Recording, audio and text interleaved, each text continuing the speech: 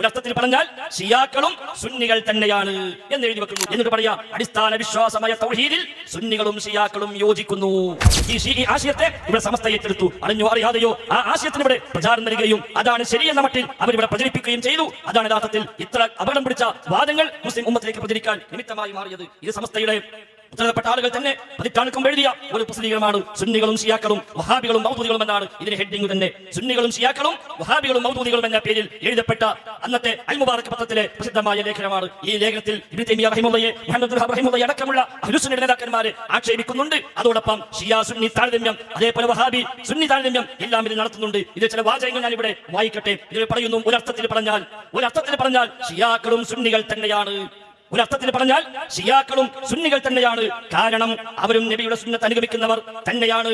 പക്ഷേ അഹ്ലു ബൈത്ത് റിപ്പോർട്ട് ചെയ്യുന്ന ഹദീസുകളെ അവർ സ്വീകരിക്കുകയുള്ളൂ എന്നതാണ് വ്യത്യാസം. ഒരർത്ഥത്തിൽ പറഞ്ഞാൽ ഷിയാക്കളും സുന്നികൾ തന്നെയാണ് എന്ന് എഴുതി വെക്കുന്നു. കഴിഞ്ഞില്ല, വീണ്ടും പറയുന്നു, സുന്നികളുടെ അംഗീകൃത മദ്ഹബുകൾ തമ്മിൽ ഭിന്നതകളുണ്ട്.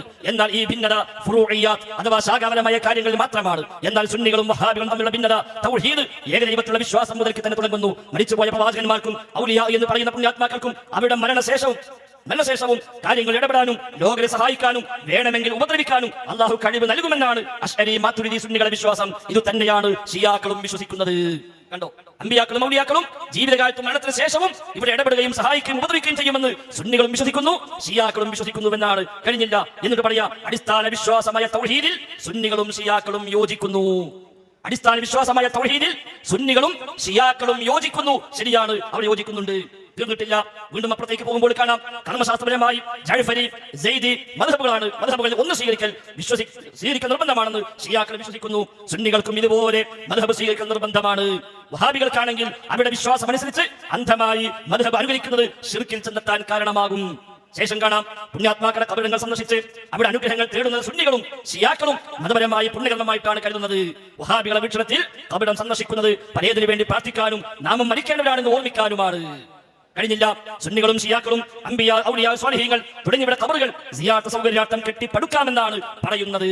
സൂഫിസവും അതിന്റെ വിവിധ മാർഗങ്ങളായ ത്വരീഖത്തുകളും ദൈവസാമീപ്യം കൈവരിക്കാനുള്ള മഹത്തായ മാർഗങ്ങളായിട്ടാണ് സുന്നികളും ഷിയാക്കളും കരുതുന്നത്. വഹാബികളെ സംബന്ധിച്ചിടത്തോളം സൂഫിസവും ത്വരീഖത്തുകളും മാർഗഭ്രംശങ്ങളാണ്. വീണ്ടും പറയുന്നു, മീലാദുൻ നബി പോലെയുള്ള പുണ്യാത്മാക്കളുടെ ജന്മദിനം ആഘോഷിക്കലും ജന്മദിനം അനുസ്മരിക്കലും സുന്നി ഷിയ വിശ്വാസപ്രകാരം പുണ്യകർമ്മങ്ങളാണ്.